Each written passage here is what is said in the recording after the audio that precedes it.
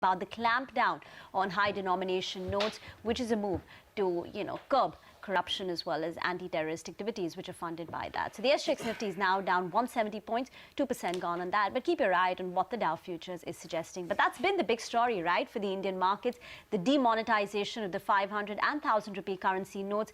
Which sectors will get impacted in trade today? Who gains from this move? Varinder is here with the complete analysis. Varinder, it should be negative for real estate, gold, etc., right? Well, before we drill down to stocks, because this is what we do, of course, this is one of the boldest and important steps what Mr. Modi has taken.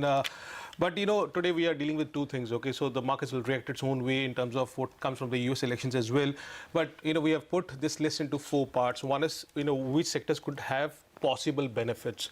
The one thing what people think that banks, especially because there is a 200 billion cash pile which is in the system, that may get deposited in the banks going ahead in the next 1 or 2 quarters, and hence the CASA ratio for some of these banks will go higher. So I will keep a close eye on some of these PSU banks, especially where you could see that in the next 1 or 2 quarters, a lot of cash coming into the system and getting deposited into these banks. So one possible benefit could be clearly banks. Unaffected is the second part of my list. IT services clearly could be unaffected by this move. Why? Because it's a formal business and most of the demand is outside India. So this is one sector to watch out for.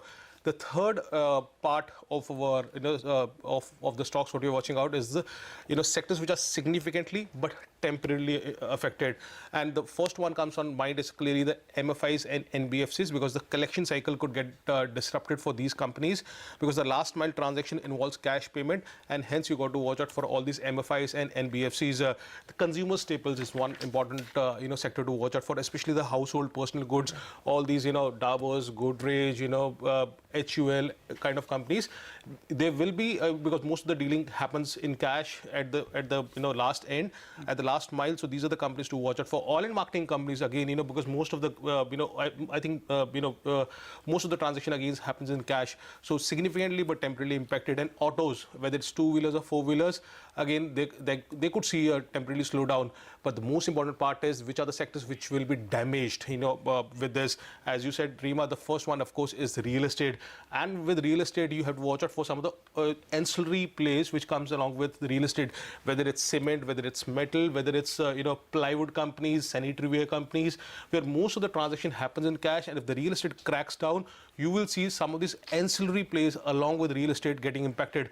Jewelry companies clearly will be one sector which will be a big hit. I will not be surprised to see Titan, all these TBZ and other stocks down, whatever, 5-10% today as well.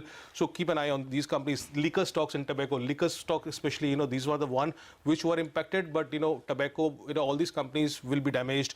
Restaurants again, all these specialty restaurants, Jubilant Food, keep an eye, that could be one stock which could be down. Casino, Delta Corp, could be severely impacted, because most of the transaction, it is not, the company does anything wrong, but the problem is that most of the people who comes into the casino, they deal in cash. So that is one stock. And watch out for some of the banks and NBFCs which have higher loan against property or the LAP exposure. Companies like DCB, Repco, DHFL, Capital First, these are the companies which are having higher loan against property exposure. So these are the ones, which could be impacted. So clearly, PSU banks may be positive, but deal with the US elections, of course. IT services unaffected, and real estate, jewelry, big crackdown and damaged. All right, Varinder, thanks a lot.